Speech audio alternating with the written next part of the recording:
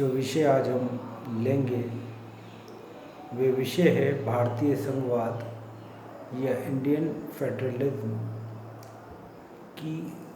पहले हम ये समझने की कोशिश करेंगे कि संघात्मकता किसे कहते हैं और भारतीय संविधान किस अर्थ में संघात्मकता के प्रतिरूप को स्पष्ट करता है। तो हमें सबसे पहले इस तथ्य को समझना होगा कि संघात्मक शासन व्यवस्था किसे कहा जाता है। जैसे कि हम बता चुके हैं, जैसे कि संघात्मक शासन व्यवस्था वे शासन व्यवस्था है जहाँ शासन की शक्तियाँ दो स्तरों पर विभक्त की जाती है। सामान्यतः ये विभक्तिकरण केंद्र और राज्य के मध्य ही किया जाता है और इस तरह शासन के दो स्तर बन जाते हैं, जिसमें अति मानव जीवन से जुड़े हुए बिल्कुल जो विषय हैं वो राज्यों को दिए जाते हैं तथा केंद्र को राष्ट्र की एकता अखंडता से जुड़े हुए महत्वपूर्ण विषयों को सौंपा जाता है। तो इस रूप में संघात्मक शासन प्रणाली वे शासन प्रणाली है जिसमें शासन की शक्तियों को विभक्त किया जाता है केंद्र में और राज्य के मध्य। संघात्मक शासन प्रणाली दुनिया के कई देश ऐसे हैं जहां संघात्मक शासन प्रणालियां पाई जाती हैं, जैसे स्विट्ज़रलैंड है, संयुक्त राज्य अमेरिका है और कनाडा है। उसी तरह जब भारतीय संविधान का निर्माण हुआ तो हमारे पास भी जो आदर्श के रूप में ये विकल्प था कि हम एकात्मक शासन प्रणाली को अपनाएं या संघात्मक शासन प्रणाली को। राष्ट्रीय आंदोलन के दौरान ही जो बड़ी सहमति बन गई थी वो इसी चीज़ को लेकर कि भारत आज़ाद होने के बाद एक संघात्मक शासन प्रणाली वाला देश बनेगा जहां शासन की शक्तियों को दो भागों में विभक्त किया जाएगा, केंद्र बनाम राज्य। इस तथ्य को भी हमें ध्यान रखना चाहिए कि संघात्मक शासन प्रणाली भारत ने जो अपनाई है और भारत लंबे समय तक ब्रिटिश शासन के अधीन रहा, जबकि ब्रिटेन में संघात्मक शासन प्रणाली नहीं पाई जाती, वहाँ एकात्मक शासन प्रणाली पाई जाती है। संघात्मक शासन प्रणाली को उन देशों के लिए उपयुक्त माना जाता है जिन देशों में सामाजिक, सांस्कृतिक, आर्थिक, भौगोलिक विविधता पाई जाती है और जो देश व्यापक जनसंख्या या व्यापक भौगोलिक क्षेत्र वाले देश होते हैं, क्योंकि उनमें ऐसा माना जाता है कि ऐसे देशों का प्रशासन सिर्फ एक ही केंद्र से चलाए जाना संभव नहीं होता है, इसलिए उन देशों में संघात्मक शासन प्रणाली को लागू किया जाता है।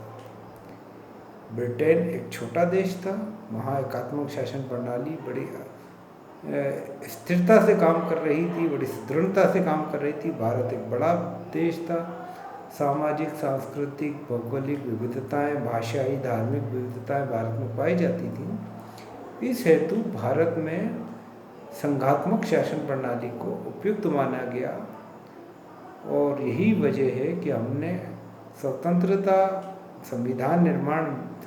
के पश्चात जो संविधान निर्माण हुआ उसमें संघात्मक शासन प्रणाली को भारतीय संविधान में जगह दी गई। अब फेडरलिज्म, संघात्मक शासन प्रणाली का इंग्लिश वर्ड शब्द जो आता है वो फेडरलिज्म है, जिसका मतलब है ट्रीटी। अमेरिकन संविधान में भी संघात्मक शासन प्रणाली स्वीकार की गई है और वहाँ पे भी शब्द आया परफेक्ट यूनियन। भारतीय संविधान के भी अनुच्छेद 1 में स्पष्ट घोषणा की गई कि India that is Bharat shall be union of the states. Bharat अर्थात इंडिया राज्यों का एक संघ होगा, यानी भारत जो इंडिया है वो राज्यों का एक संघ यानी यूनियन। इसके लिए जो शब्द आया वह यूनियन आया, जबकि सामान्यतः जो शब्द फेडरलिज्म के लिए उपयोग में लाया जाता है वो फेडरेशन है, लेकिन भारत ने फेडरेशन की जगह यूनियन शब्द को इस्तेमाल किया। इस मामले में यूनियन शब्द अमेरिकी संविधान में भी प्रयोग में लिया गया है, जहाँ पर परफेक्ट यूनियन शब्द का उपयोग किया गया है। तो भारत में संघात्मक शासन प्रणाली अपनाई गई और अनुच्छेद 1 में ही कहा गया कि भारत अर्थात India shall be union of the states.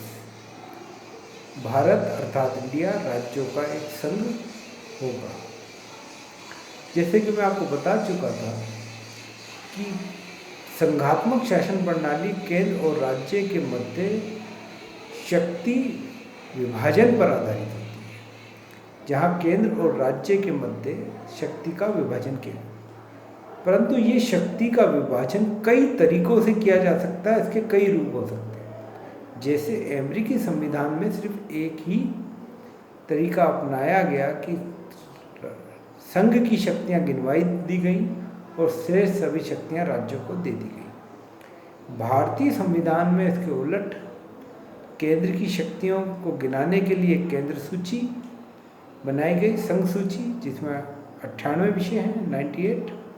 राज्यों के विषयों को गिनाने के लिए यानी राज्य जिन कार्यों को कर सकता है उन कार्यों को गिनाने के लिए एक राज्य सूची बनाई गई है, जिसमें 59 या 59 विषय हैं, और एक समवर्ती सूची है जिसमें केंद्र और राज्य दोनों सरकार बना सकते हैं, परंतु यदि कोई विवाद होगा तो केंद्र का कानून ही मान्य होगा और उसमें 52 विषय माने गए।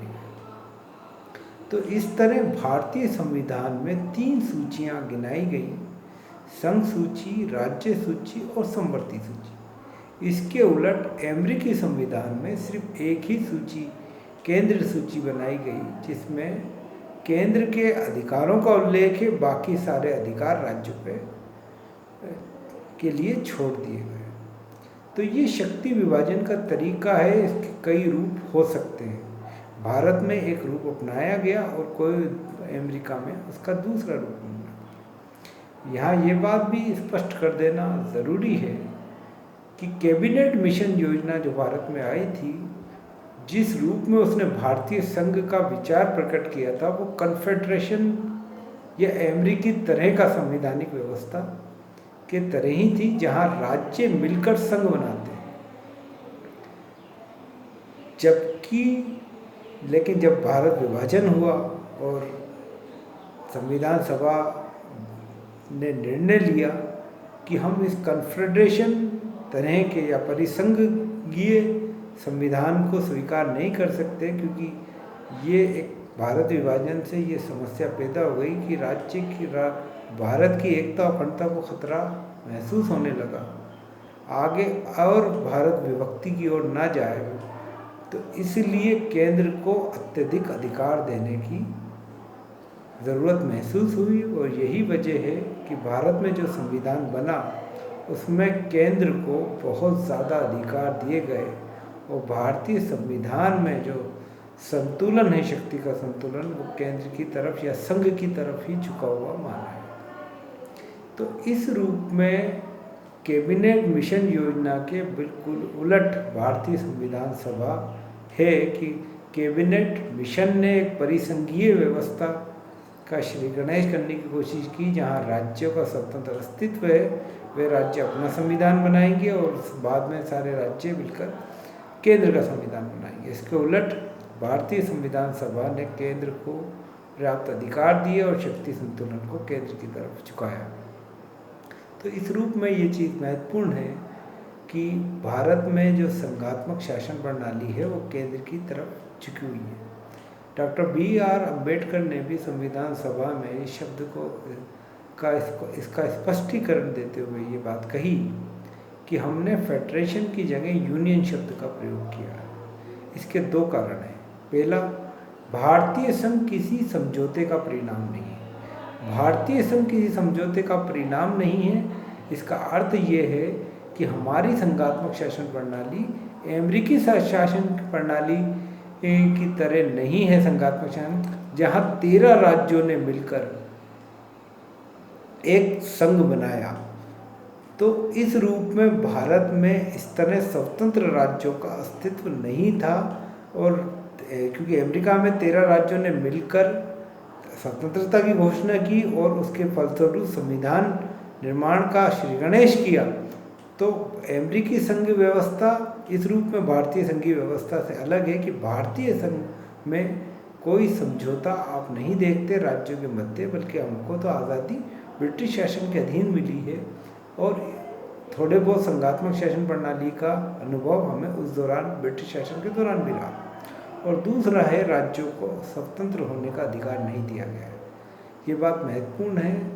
सोवियत संघ का जो भूतपूर्व सोवियत संघ का जो संविधान था वो राज्यों को संघ से अलग होने का अधिकार देता था। भले ही अधिकार सैद्धांतिक रूप से ही संभव था, व्यवहारिक रूप से इसकी परिणति संभव नहीं थी, बाद में ही संभव हो पाए जब सोवियत संघ टूट गया। लेकिन राज्यों को अलग होने का अधिकार भारतीय संघ से नहीं है।